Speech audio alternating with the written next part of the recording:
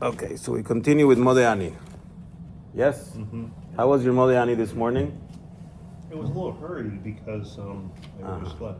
So we need to teach you some stuff today.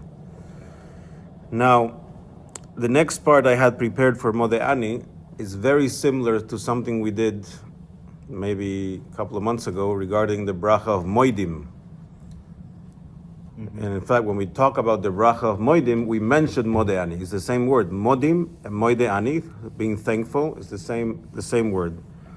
So to see if you guys were paying attention, I'm going to say something that is a little similar because it's absolutely applicable to Modeh just as it was to Moedim. And we'll see what you remember. But Moedeh has different meanings, one of which is to accept somebody else's opinion, even though you don't understand it. Which the Gemara says, Moedeh Chachamim le Rabbi Meir, the sages would accept Rabbi Meir's opinion, even though they didn't understand it. They knew it was a higher opinion, and sometimes they would say, okay, Moedeh. A lot of times they didn't give him the privilege of saying you're right, because he says we just can't understand you. But they would say Moedeh Chacham le Rabbi Meir. When you accept somebody else's opinion, even though you don't understand it, you just know it's right, but you don't understand it. And we talked about that time that there are two types of knowledge: Daat Tachton and Daat Elyon. Ringing any bells? The lower level knowledge and the higher level knowledge. Yeah. Where Daat Elyon is how Hashem knows His creation in His level, where He is the Yesh Amiti, the only real existence, and we are Ayin, we are nothing. And Daat Tachton, the lower level knowledge, means when we recognize that Hashem is one and only, but from our perspective, where we say we are Yesh, we exist, but He is Ayin. He is nothing in the sense that He's something we can't understand. And first of all, normal people don't even have Daat Tachton, don't even understand the lower level knowledge, where they can clearly say Hashem is everything. But so we try to strive to get to Daat Tachton, to the lower level of knowledge, where we, at least from our perspective, understand we exist, but Hashem is everything. But we could also try to shoot for Daat Elyon, to understand, no, Hashem is everything and we are nothing. But because that for normal people is not something you can necessarily understand, so we accept Moedeh, we accept Hashem's opinion, right? When we say Moedim, we accept Hashem's opinion. When we say Shema, we cover our eyes, because Shema is literally saying Hashem is the only thing that exists. Hashem Echad is the only thing that exists, and the world that I'm looking at doesn't prove that. And I'm trying to Moedeh, I'm trying to accept Hashem's opinion. We also start the day with Moedeh Ani, we're accepting Hashem's opinion. I'm going to start the day and I know Hashem, you're the only thing that exists. So, and if I really Moedeh right away when I wake up, there will be no chance of snoozing. And at the risk of losing the little bit of humbleness I have to announce I did not snooze this morning, which is a complete chidush. I don't think it was me. I think Yud Shvat just didn't let me snooze. I snooze absolutely every day, multiple times. Today I didn't snooze. So my mother Annie was not hurried. I had like 20 minutes extra because I prepared to snooze, right? So I put my alarm early so I can snooze and then wake up at the right time. Probably you don't do that. You just wake up by yourself, yeah? I do. There you go. If not, you wouldn't be here at 4 a.m. I'm here at 5:15. 5:15.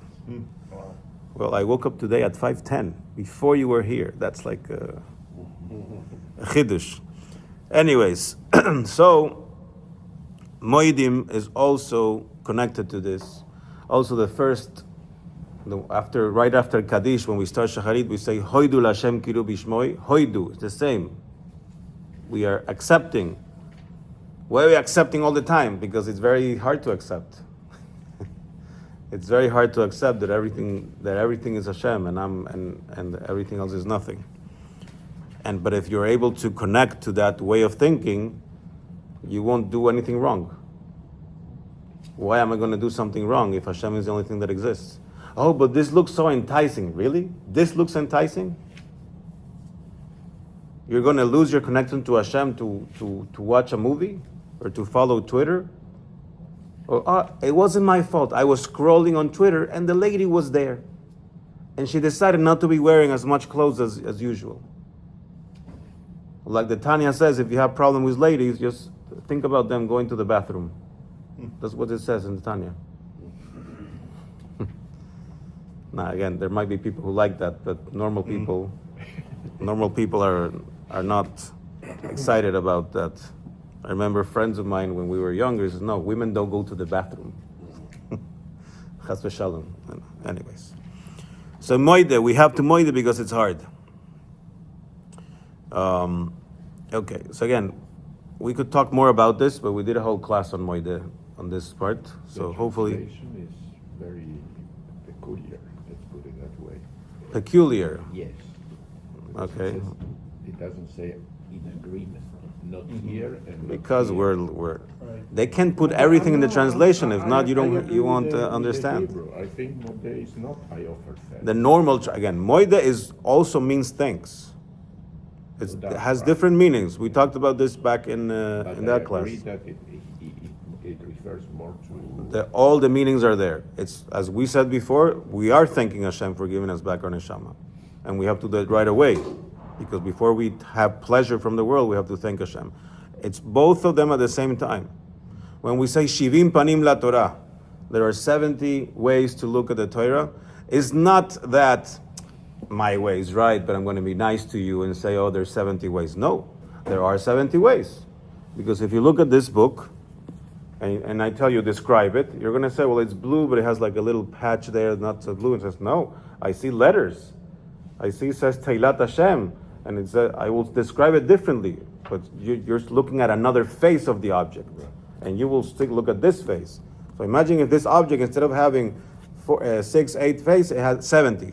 And each one of us is looking at a different part. They're all right. So we're not saying, now when they translate, they usually take the most basic translation, which is the appropriate way to do it.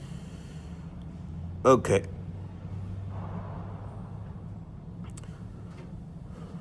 So how do we do this? Do we do this lying down in bed? Do we do this sitting down? Do we have to stand up? Do we have to get dressed? Do we do it fast, slow? Do we scream? Do we do it quietly? What do we think about? Yeah? So the Shulchan Aruch says that when you wake up in the morning, you have to wake up like a lion. Meaning, roar! Not roaring, but fast, like with strength. The lion doesn't have snooze button. It doesn't have that privilege. So no snoozing. So it's good that I'm saying this today when I didn't snooze. So I'm not being a hypocrite. Next week, it'll be a different thing. Now you don't stand up from the bed to say Modani, you sit down. even without your feet touching the... You have your feet not touch the ground, correct? You put your hands together, not like this, we don't do this. You can put them like this. We don't put our hands together like this. Never. Why? As I'm sitting here, like. Why? You know why? I'll say it after. It's not our custom. In fact, if you want to do this, you can just put a finger in there. Okay? I saw Rabbi Manis Friedman years ago. He would put his hands a lot like this, but he would have a finger inside. Not to actually do this. Wow, is there a reason for that? No, hay cosas que no se dicen. Okay, gotcha. That's what they do when they arrest you. I'm going to listen. I'm going to get. I want to be ready for Watching the all these Kaddish. police shows. The first You're Kaddish. going to lose the most important part. Okay, let's I'm listening. So refocus. they detain you. If you put your hand and someone grabs your hand, you can't. Okay. Refocus. Sometimes some questions are best left unanswered temporarily. And you have to try and say it slow. You don't need to scream. You don't need to wake up everybody else in the house. You can say it very quietly. But try to take it slow. And Rabbi Label Wolf from Australia, he recommends taking 1 second per word. So it's 12 seconds. That's it. 1 second per word is the ideal recommendation from Rabbi Label Wolf. Okay, so now we know how we do it, fast, slow, etc. What can we think about? First of all, we can think about everything we already explained. We're thinking thank you, we're accepting Hashem's opinion, etc. But Rabbi Label Wolf, that besides for everything, he likes to do meditations, he brings some nice ideas of what to think about. So what you think about thank you Hashem. Thank you Hashem for everything that's going on in your life, for your wife, for your kids, for your parents, for your health, for your job, for your house, for your car, for the fact that you don't know what the minions are or everything else we were talking about before. Anything you have Hashem to thank for, you can thank for. Thank you Hashem, I recognize that everything comes from you. Everything depends on you and your guidance. Thank you Hashem for giving me back my neshama, my individuality, my qualities, my uniqueness that only I have. Thank you for giving me another day where you're clearly saying I am needed in this world for something, that there is a purpose for me today, because if not, then Hashem wouldn't just give you back the soul. Nothing is extra in Hashem's project. There's nothing extra. You say, even that guy, even that guy. Even Nicolás Maduro is not extra. Whatever he's doing in jail right now. Nobody's extra. No little ant is extra. And for sure, you are not extra. And if you are not extra, you're not here to waste your time. You're here to see what you can do. Thank you, Hashem, for telling me that you need me one more day. I hope to give the best of the best during the whole day to achieve the purpose and the mission that you have for me. Thank you, Hashem. I recognize that everything that will happen today is for my own benefit and it's part of your plan. Things are not random. Everything has a reason, and I hope to be able to see and understand what is going to happen today, and I'm pre-recognizing that from now. Thank you, Hashem, for giving me an opportunity to contribute to the world, something that only I can contribute. These kinds of thoughts, and this is more than 12 seconds. But imagine starting your day not saying these words, but really thinking about these words, however they become relevant to you. Because what you have to be thankful in me are different things. I don't have grandkids. Some people have this, some people have that. Some people have their parents here, some people don't. So if you make it relevant for yourself, that becomes very good. And this sets the stage. As we said, we start the day with this. And then it sets the stage for the whole day. So again, if you hurry it up or don't say it and don't say it properly, it doesn't mean you're going to have a bad day. It means you didn't take advantage of the full moment that you could have taken advantage for to have a better day. I'll let you know tomorrow if my non-snooze day, it just wants to fall today, if my non-snooze day worked out or not. David, what's the time? You don't have a clock. Watch is right there. The watch is right here. Oh, still have time. 6:38. And this wants to fall down. Okay. Now I know why it's falling down. Okay. Okay, one last thought.